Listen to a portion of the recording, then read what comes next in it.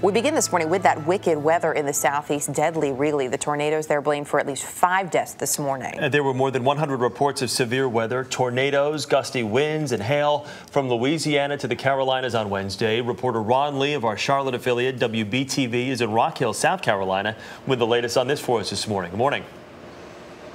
Good morning, Chris. Now, residents tell me that when this all happened, the sky turned absolutely black. It was a very eerie feeling. They say that they could actually hear this thing coming from miles away. Then suddenly, it was literally right on top of them. They tell me that this tornado was so big and so massive, it overturned cars and leveled buildings. A strong, deadly storm system with more than a dozen reported tornadoes tore across the southeast Wednesday from the Carolinas to the Gulf Coast. 3 people were killed and 5 others injured when a twister swept through a rural community near Rock Hill, South Carolina. A mobile home was scooped up and thrown 300 yards. Maybe another 2 minutes went by and it touched down.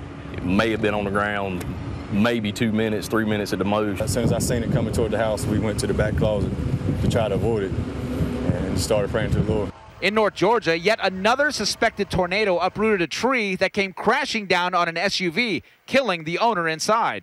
This is just a freak accident. You know, we've had a very dry season up here in Forsyth County and in North Georgia, and quite possibly it could have been the heavy rains that we got might have loosened the earth along with the really heavy winds that we took during this last storm, and that could have been the precipitating factors that caused this tree to come down. Louisiana and southern Mississippi were also hit hard. You heard wind and lightning, it just lit up the whole sky, and then all of a sudden the wind just bursted through and the trees fell into the house. Now, we're actually being kept back a good 2 miles from the scene because State Highway Patrol tells us that Duke Energy, our local energy affiliate out here, is going to be re-energizing those power lines. When that happens, those lines may explode, so it was simply too dangerous to get our trucks down here. Now, we're also told by those State Highway Patrol officials that they're going to be out here at first light anytime now to look for more survivors. Back to you in New York. All right, Ron Lee in South Carolina for us this morning. Ron, thanks for that report.